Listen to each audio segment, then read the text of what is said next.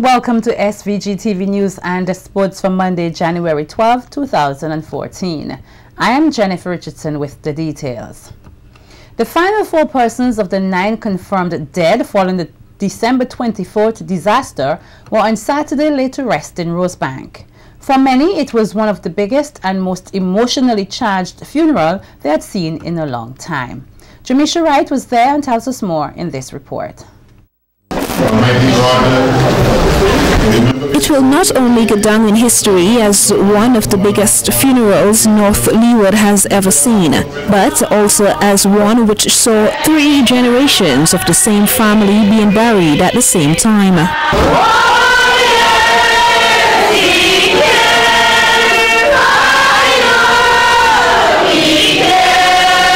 The burial of 4 of the 5 Nantons who were killed during the passage of the Christmas Eve trough system saw hundreds of Vincentians journey into Rosebank to bid their final farewell to Bernard, Harna, Walsey and Hazel Nanton.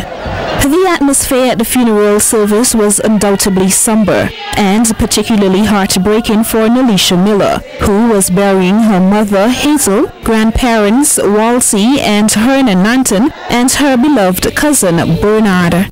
The distraught Miller was so overcome with grief that she laid on her mother's coffin, asking God why.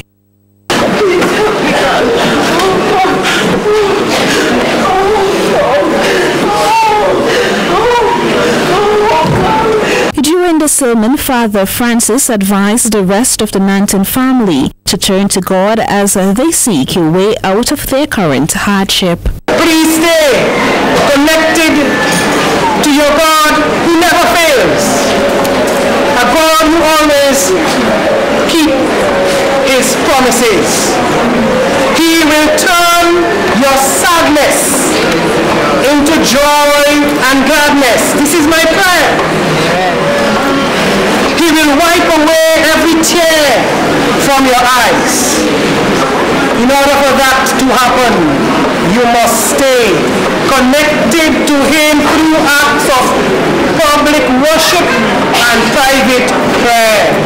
The large gathering then journeyed to the burial ground, which was more than a mile away from the church, singing, dancing and serenading as they bid their final respect and goodbye to the 4.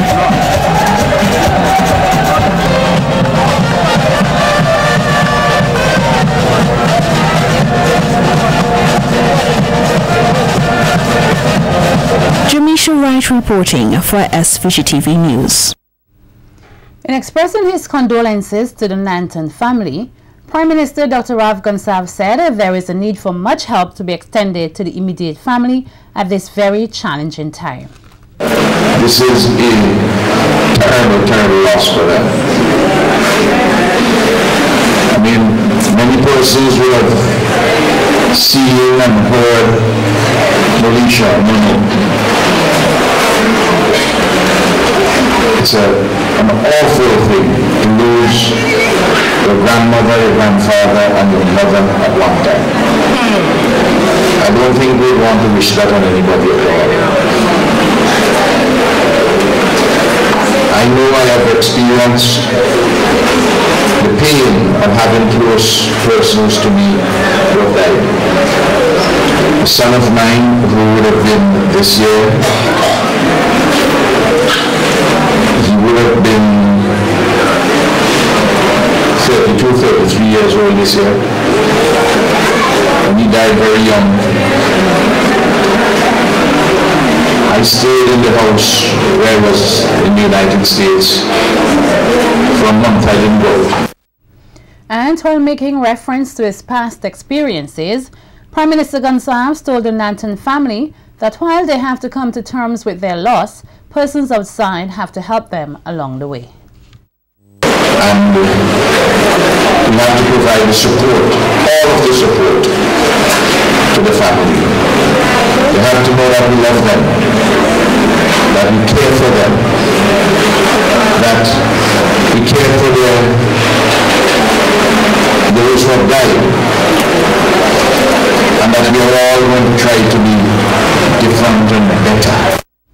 Additionally, the Prime Minister said it is important that the people of SVG take away with them a very serious message sent by the tragedy. Lesson must be, whatever else, to do better ourselves and to live better with our fellow men. I wish the family all the best. I've gotten to know, I knew the family before, but I got to know them much better since this tragedy. And I consider them my friends, and I am pained and anguished for them. And area representative for North Leeward, Roland Patel Matthews, said it was the first time the area has seen such an occasion where 4 persons from one family were being buried at the same time. In this area should take this as a wake-up call, because the day that this tragic incident took place, the date, as long as we shall live, we will never forget. There must be a special reason for that. And as the Prime Minister said, maybe the doctors have sacrificed their lives so that we who are living could do better, especially when it comes to the way we treat each other. I cannot begin to describe how I feel personally, having known the Northern family for a very, very long time. And for those who survived, I will not attempt to tell you or to ask you how you're feeling, because I don't know the answer to that. I hope that you will find the strength to continue to keep on going. Prime Minister Dr. Rav Gonsalves on Sunday made a further appeal for Vincentians to lend a hand of support to those who were affected by the Christmas Eve disaster, especially the less fortunate. In his special address at Sunday's benefit concert at Victoria Park for the victims of the disaster, PM Gonsalves said these persons need urgent assistance and it is imperative that those who are in a better off position give them their support. The Testament book of Deuteronomy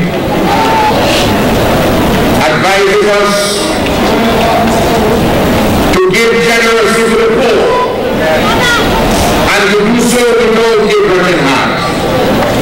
Then because of this, the Lord your God will bless you in all your work and in everything that you put your hand to. Not just bless you on that occasion, but in every single thing. And I believe that to the bottom of my heart. That is why we have to look to those who are disadvantaged and poor and who are suffering, who move from vulnerability to indigence in 4 hours of disaster. Dr. Gonsalves added that it's impossible for one to love God if he or she doesn't care for their neighbor. Save Lord God, whom you do not see, and your neighbor every day, whom you see in need, and you help her, and tell me.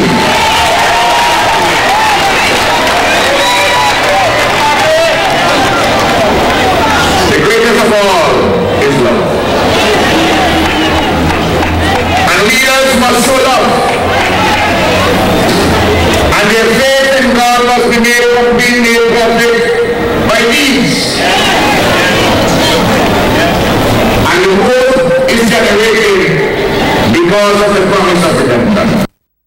Pointing out that a lot of work still needs to be done in the affected areas, PM Gonsalves told the gathering at the Victoria Park that he is grateful to God because the situation could have been a lot worse. But I thank God that what was threatening as a humanitarian disaster did not follow the natural disaster. Because our own resilience, our own helpful license to one another,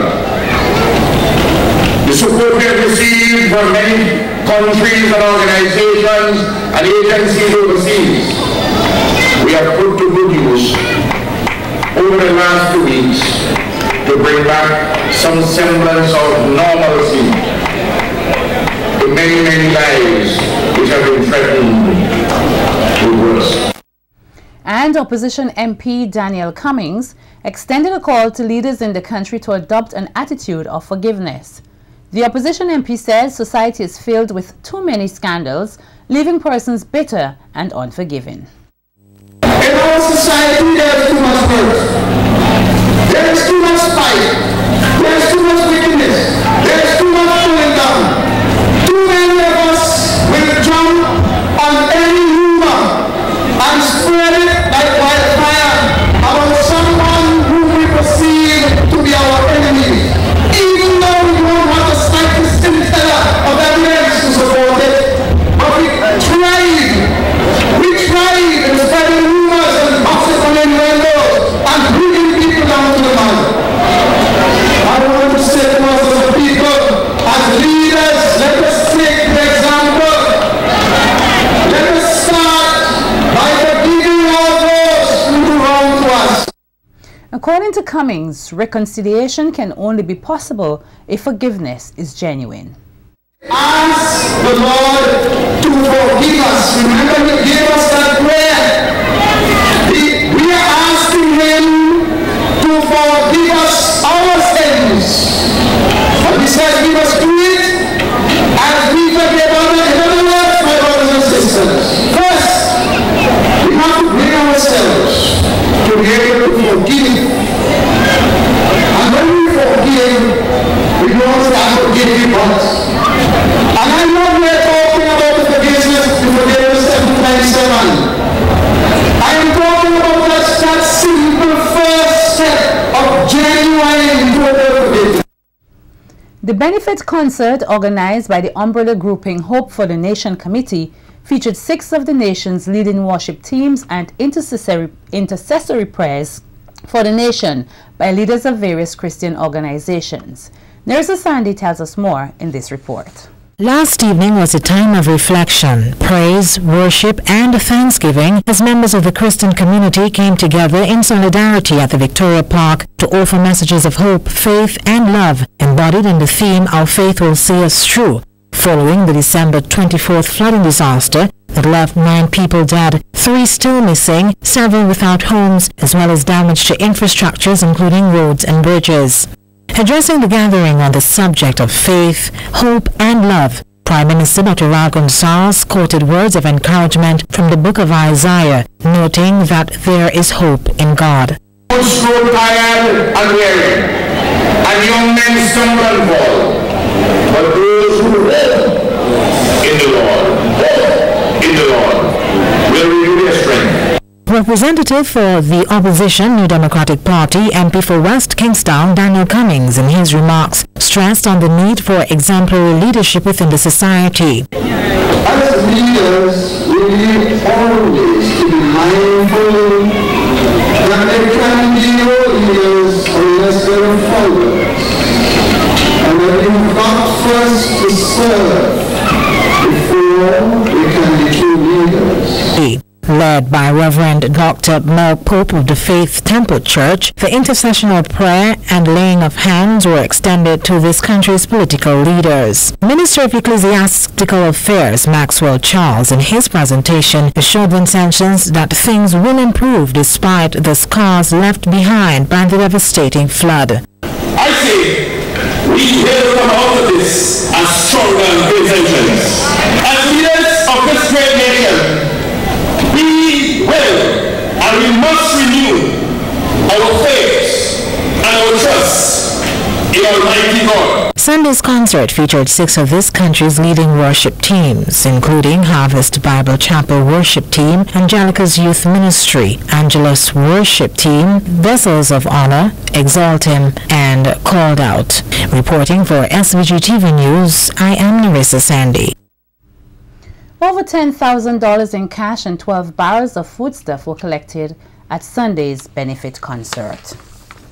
100,000 EC dollars was today handed over to the National Emergency Management Organization, NEMO, by the National Lotteries Authority. Chair of the NLA, Maury Bullock, says in addition to the $100,000 donation, the NLA will soon be launching a scratch game in which all proceeds will go to the relief efforts. Encouraging the whole of St. Vincent and the Grenadines to support this relief effort. I do not need to impress upon people how necessary and urgent it is that we get funds flowing into the relief account, because I think we have all been briefed as to how extensive the damage to the country is, but I need to re-emphasize that over 330 houses have been significantly damaged or destroyed. Over 18 bridges, extensive damage to the road infrastructure, the river defenses, sea defenses. I don't think we have gotten to the point where we have an estimate on the damage to livestock and crops. Meantime, Prime Minister Dr. Rav Gonsalves expressed thanks to the members and board of the NLA for the significant donation. I want to say that the National Lottery is doing a tremendous job in St. Vincent and the Grenadines. This is not the time for us to blow the trumpet of the National Lottery, but I just want to put that as a foundation stone and to say that under the leadership of the chairman, Murray Bullock, and the general manager, Mr. Max Seeley, with the support of a very good board and the staff at the National Lottery, they have been doing a very good job, and they have been receiving good patronage, good support from the people of St. Vincent and the Grenadines. Coming up, over 50 awards handed out to various winners in the National 9 Mornings Festival. More stories on the local scene when SVG-TV News continues. Don't go away.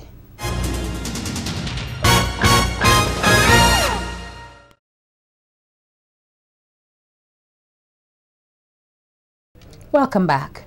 Over 50 prizes and awards were presented to participants in the 2013 National 9 Mornings Festival. This year's festival was held under the theme celebrating 100 years of a unique Vincentian tradition. Some of the awards announced at Saturday's prize-giving ceremony included Best 9 Mornings Community, Best Lit Private Home, and Most Popular Local Christmas Song. Zuleika Lewis has more in this report. Communities, individuals and organizations were on Saturday awarded for the exceptional portrayal of the unique Christmas experience in St. Vincent and the Grenadines at the annual prize-giving ceremony held at the Peace Memorial Hall. Prominent members of the 9 Mornings Committee, Lennox Bowman and Michael Peters, outlined the synopsis of the 2013 9 Mornings Festival. I follow what's happening in all the communities. Lennox is the one on the ground, and we are always in awe. Although we struggled with the weather, which was beyond our control this year, people still came out in large numbers, walked with the umbrella and other rain gears. The way we look forward to the unfolding of the drama in Stubbs, the excitement of what happens in Korea. This year what I saw in Barley was really, really good and very encouraging. And so many other, Park Hill and Sandy Bay and Point and so on. So we're getting that feeling. I understand what is happening in Beckwith now is something to behold, and I'm sure Michael would agree with me that there's a greater emphasis now in terms of what will happen in Grenadines, starting with Beckwith. The long list of prizes and awards were distributed by Minister of Culture, Cecil Mackey, and other stakeholders. The best lit communities in Zone 1 included Barley at 4th place, Trumaka at 3rd, Rose Hall 2nd, and Rosebank in 1st place. For Zone 2, in 4th place was Kittell's Community, 3rd Sign Hill, 2nd Dorsetry Hill, and 1st place Town Hill. In Zone 3, the Richland Park Community placed 4th, Cotton Ground 3rd, Stubbs at 2nd, and the Newgrounds in 1st place. For Zone 4, the community of Sandy Bay placed 4th, 3rd place went to Park Hill, 2nd Oria, and 1st Point Village. In Zone 5, the Union Island community of Clifton placed second, with Beckway copping first place. In the Vinla community lighting competition, Point Village took first place, Town Hill second, and Rosebank third. The Best Lit Gardens award was captured by Richmond Hill Gardens, while the Best Lit Private House went to Jimmy Samuel of Rillen Hill. The Stubbs community captured both awards for the National Lotteries Authority Best 9 Mornings Community Competition and the Best Christmas Community. Other awards included the NLA's most popular local Christmas song was won by Rondi Luther McIntosh with his rendition of Girling. Point Village won the Best Community on Parade on Launch Night and the Best 100-Year Theme.